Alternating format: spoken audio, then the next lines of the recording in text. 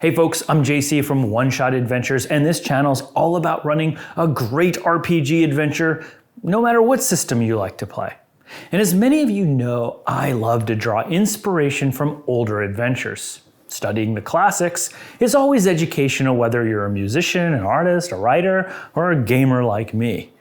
And so today I'm going way back to 1989 and revisiting a pulp horror adventure for GURPS, The Dire Dreamer, an adventure found in its Chaos in Kansas supplement. Before I dive in, a quick history lesson. By the late 80s, GURPS 3rd edition had just been released, and Steve Jackson Games was going crazy with supplements, trying to help their new edition of their favorite RPG cover every single genre possible. By 1989, GURPS had sourcebooks for horror, swashbucklers and pirates, science fiction, superheroes, and even some interesting licensed IP, like Conan and Witchworld. Are you familiar with Witchworld? I never read it, but I still like the GURPS supplement.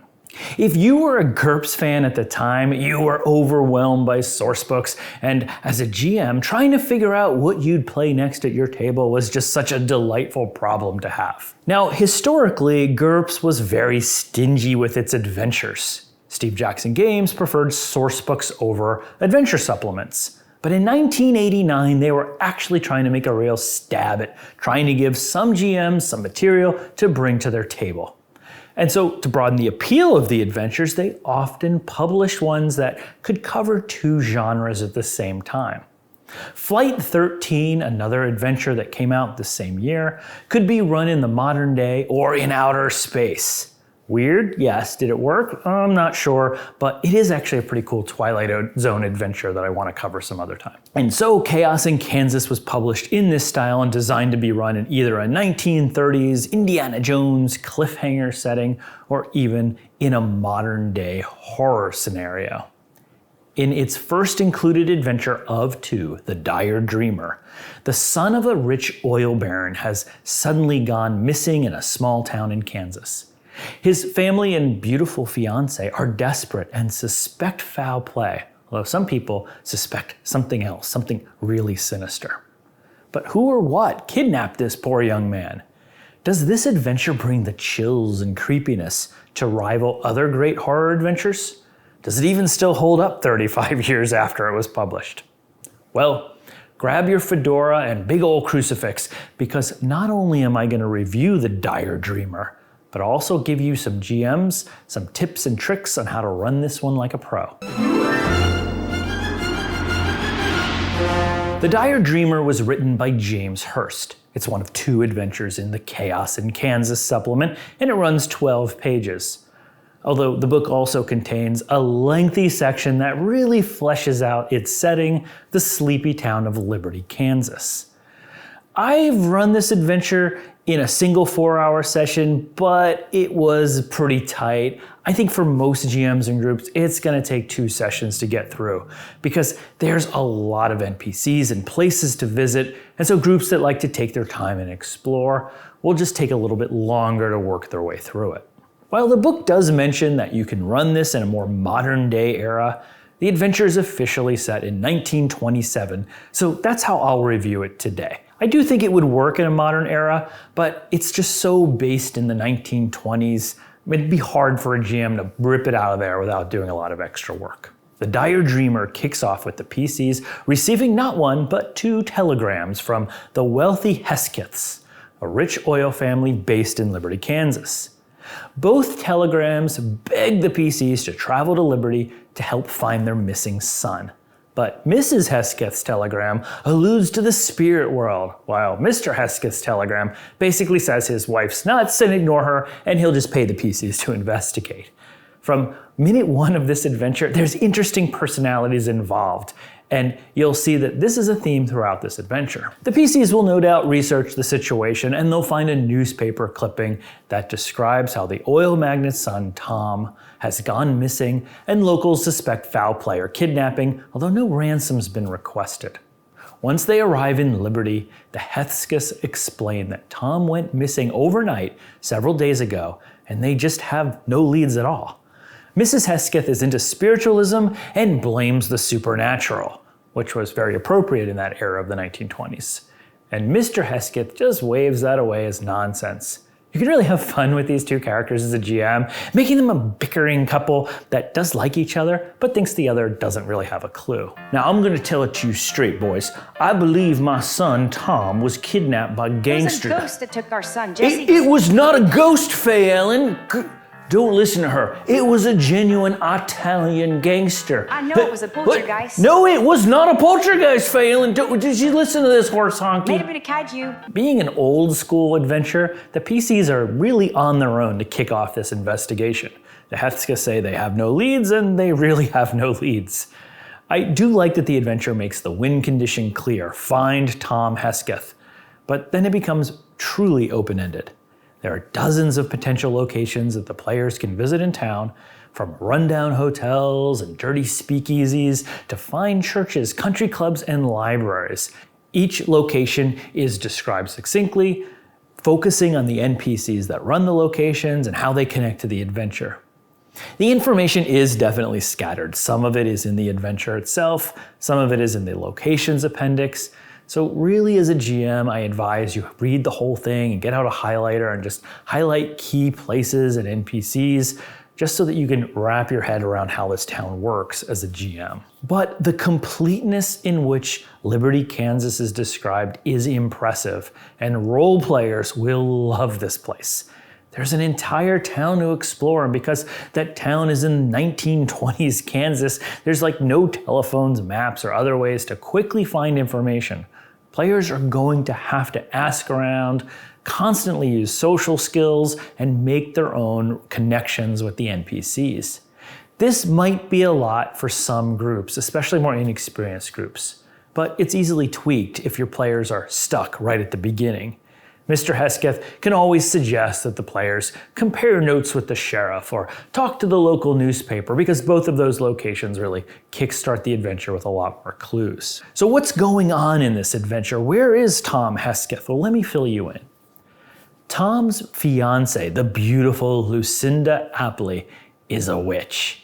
Inspired by her college professor to dabble in the arcane arts, she's now become quite skilled in magic, and has become power hungry, desperate to grab more occult power. She even forced some of her friends into a coven. Her magical aptitude caught the attention of a supernatural entity trapped in a nearby cave, the Dire Dreamer. The Dreamer was once a French sorcerer who escaped to the New World hundreds of years ago. He was researching magic that could grant him immortality, and he succeeded, kind of. On the run from witch hunters, he was mortally wounded, and his friends cast a spell on him to turn him into an immortal as he took shelter in a cave in Kansas. He did gain immortality, but he also transformed into a twisted mass of viscera and entrails. It was disgusting.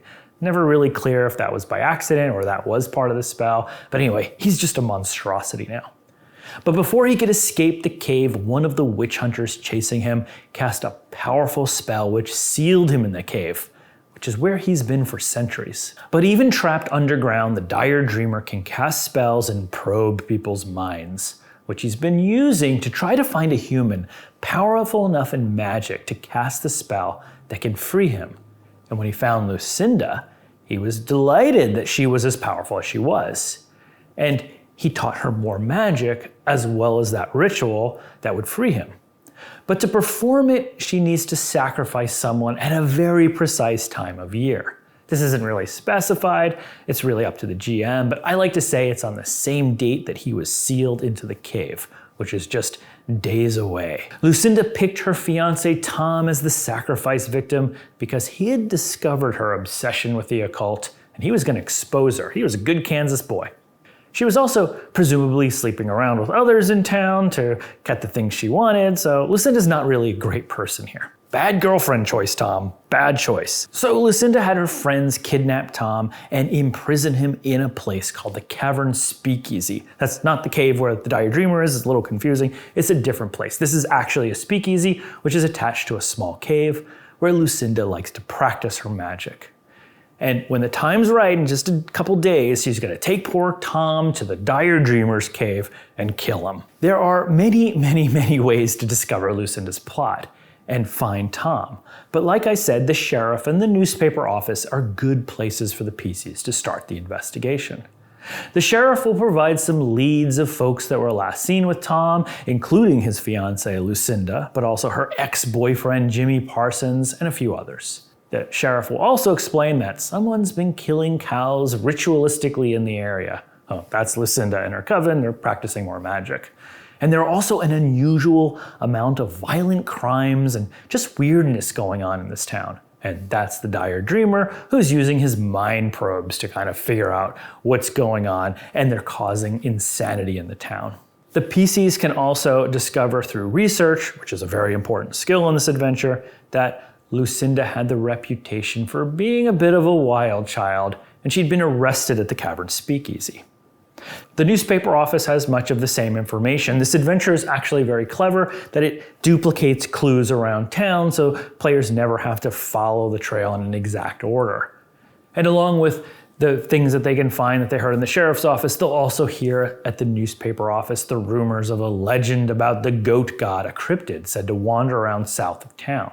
There's also a big clue at the city college in Liberty where Lucinda and her friends all studied, where a hot professor with a dark past has an old French journal that describes the origin of the dire dreamer.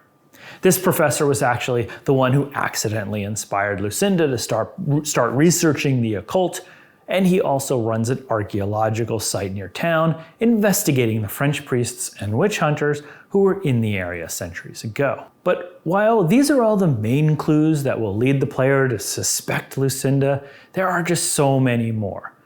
If the adventure has one weakness, it's that there are all of these clues, but they're kind of spread throughout the book, and some of these leads aren't fully fleshed out, and so leave the GM on their own to connect them. For example, Lucinda has 8 socialite friends in her coven, who can all start pointing back to Lucinda and the places she practices magic with them. But this isn't straightforward for the players because all of her friends are afraid of Lucinda and they're being blackmailed by her, so they're going to be tough to pull information out of. My players went hardcore into identifying the members of the coven and then finding out what their stories were and maybe how they were being blackmailed, but none of that is explained in the book. I kind of had to make a little list about what kind of dirt Lucinda had on each of her friends and how deep they were in the coven. For some members, it was minor stuff like drinking, which was illegal in the time period. For others, it was helping Lucinda steal and mutilate some of the local cows. I had to invent on the fly some more detail into these NPCs to make the adventure work. Basically, this adventure is so open-ended that the way your players may handle the investigation may not be exactly what the supplement covers. It's not difficult to improvise because everything's fairly well described in the town, but you just have to prepare for a scenario like that as a GM. The weakest link in Lucinda's plan is her ex-boyfriend Jimmy Parsons. Lucinda dumped him because he didn't want to join her coven. Jimmy's a bad-tempered fellow who knows all about Lucinda's obsession with magic, knows all the other members of the cult, and also where they meet once a week, which is in the woods at the edge of town.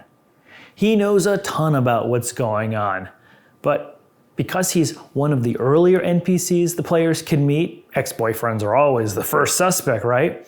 I had to do some extra thinking on how to flesh out his character and make the players work for the information he had, so he doesn't just spill all the information right away. It's possible if you play him wrong, the players will confront him and it'll be like, yeah, Lucinda's into magic and she hangs out in the woods and go check it out, and then within 20 minutes, they'll have rescued Tom and murdered Lucinda. So you got to be a little bit careful with Jimmy Parsons here. So what I like to say is that Jimmy's extra grumpy. He still loves Lucinda, but he does know she's a little crazy.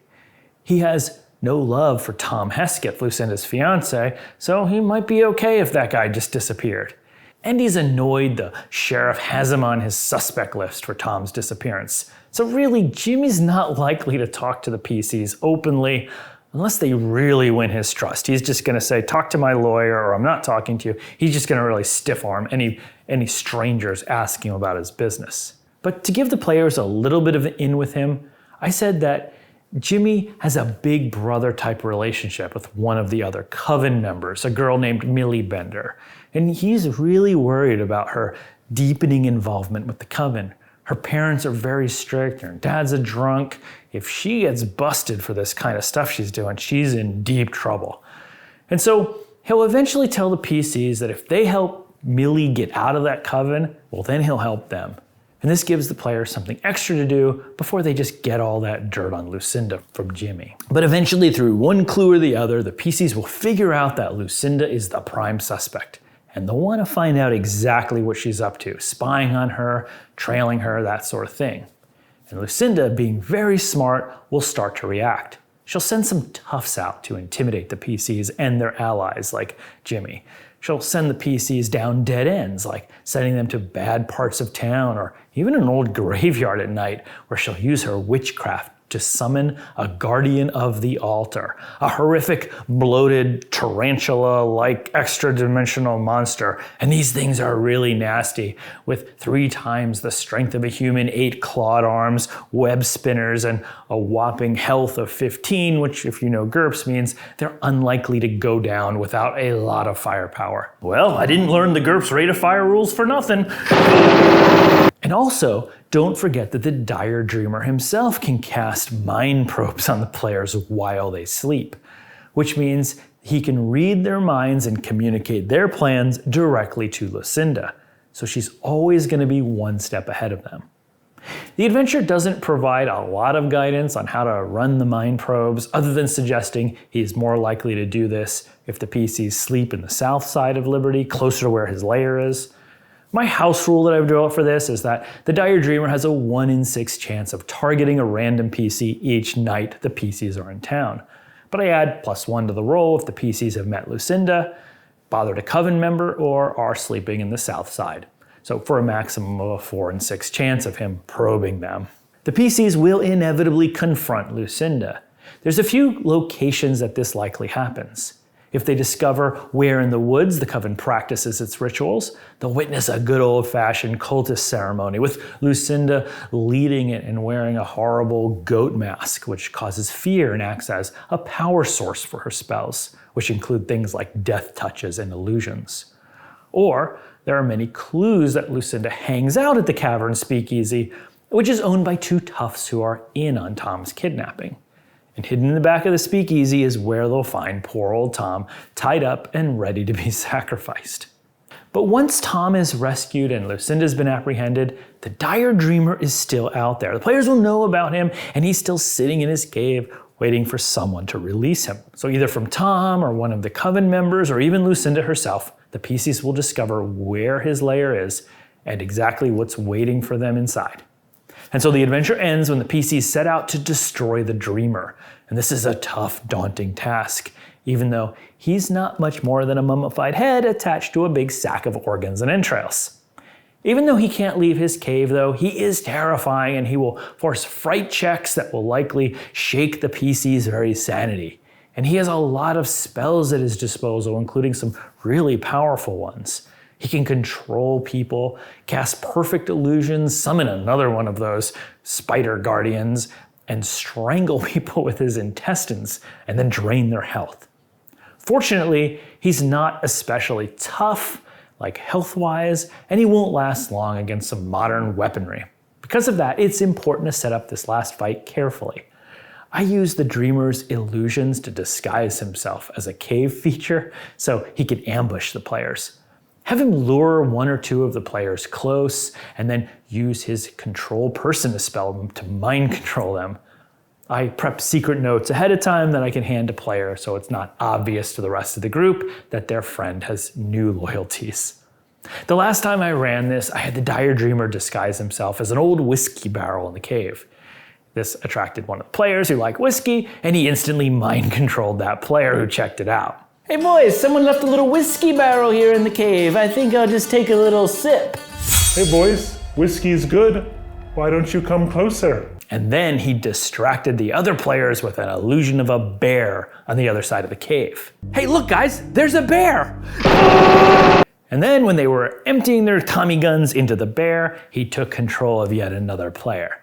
And by the time the players realized what was happening, it was a bloodbath with half the party trying to kill each other, half the party on the ground from failed fright checks, and one or two left to try to take down the dreamer with what was left of their ammunition. It was a chaotic, deadly, and a great finale. What an ending. And with the dire dreamer destroyed, that's the end of this Chaos in Kansas adventure.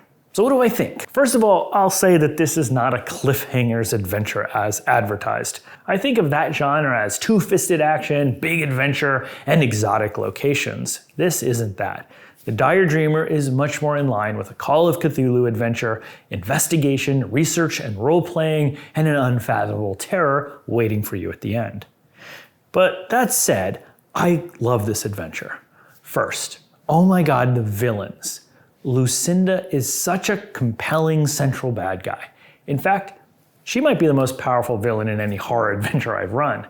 She's wicked smart, has most of her friends blackmailed, and has a huge variety of weaponry at her disposal. And I'm not just talking about her spells or even the gun that she carries, but her massive array of friends, ranging from rich socialites to bootleggers and gangsters. And then there's her wealth. She's rich, and good GMs can use that to make it painful for the players. She can buy out the hotel that they're staying at, forcing them to stay in a crappy motel in the south side, closer to the Dreamer's mine probes. Or she can have their car impounded by the locals, or force useful shops to shut for a few days. She's a wonderful, wonderful villain to use, and if used right, will drive your players up the wall trying to get close to her. This is actually my main argument with why you should take a couple sessions with this adventure to really let the players get to know Lucinda and then fear her as she's messing with them. And second, the Dire Dreamer is a force to behold. Mind control, terror, and its summoned guardians are a triple threat. This thing is a beast and will truly make your players afraid in ways that even Lovecraftian nightmares from Call of Cthulhu won't. And I love that it has a spooky and weird backstory that's also not entirely explained. Who was that French sorcerer exactly that transformed into this monstrosity? What will he do if he escapes the cave? The plot threads are left mysterious, which I like. Enough is explained that the players won't ask a lot of questions, but enough is there for them to get freaked out by what's left blank. Finally, there are so many role-playing opportunities in this adventure. There's just dozens of side characters with great motivations here. I didn't even cover many of them. There's an orphan who can befriend the players and sneak in and out of almost any location in town. A fiery reverend who can foil the dreamer's illusions. A bait shop owner with a split personality. And even a pathetic bartender who thinks he's a vampire and sneaks out in the night to murder street people. Liberty, Kansas feels like a real town you want to explore and adventure in. And all of this adventure is written in this breezy way that makes it easy to understand. Now, all that said, the Dire Dreamer isn't the easiest adventure to run. It's very open-ended and gives the players a lot of agency. It will certainly require you as a GM to make up parts of the story yourself. Like I said, the coven members are barely described, yet are key witnesses in this whole adventure. So the GM is going to have to improvise there.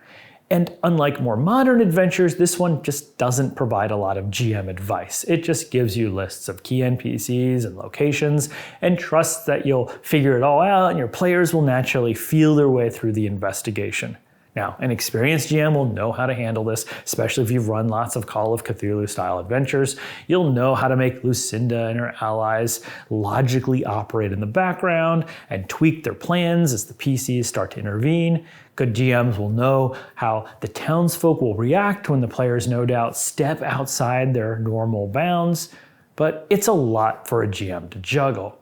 And while I just raved about how Lucinda and the Dire Dreamer are great villains, they are truly powerful, and GMs who aren't careful could easily end up with a TPK on their hands because of how deadly they can be. Or players will feel that the adventure is unfair because of the mind control and sheer social infrastructure that Lucinda wields.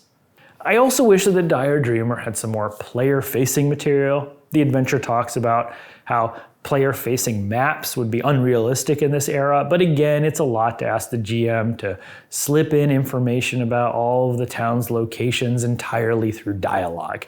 Like, How do you know that there's a fortune teller in town or a country club? A few more handouts like newspaper clippings would go a long way to helping players imagine this town. Which reminds me, by the way, if you'd like the handouts and tokens that I made for this adventure, check the link in the description below because I created some of that for you. But overall, The Dire Dreamer is a compelling adventure. It has a good central mystery, fantastic villains, and an evocative setting. With careful planning and adaptation, game masters can mitigate all those issues and create a memorable and terrifying game experience. For an adventure over 35 years old, I learned a lot from it, and I think it still holds up perfectly fine and should find a place at your table. If you enjoyed this old school review and want to see more like it, remember to like and subscribe to my channel. And if you've played or run Chaos in Kansas, or there's another old school adventure that has inspired you, let me know in the comments below how that went. Until next time, I'm JC, and just remember, if your girlfriend dumped you because you refused to participate in her occult, cattle mutilating rituals, it's probably for the best. Relationships built on shared values last longer than those built on sacrificial altars. Yes, in Kansas. Some is kids gone, the rich man's son. Shadows crawl through liberty. Was he lost or was he chosen for the dreamer's dark disease?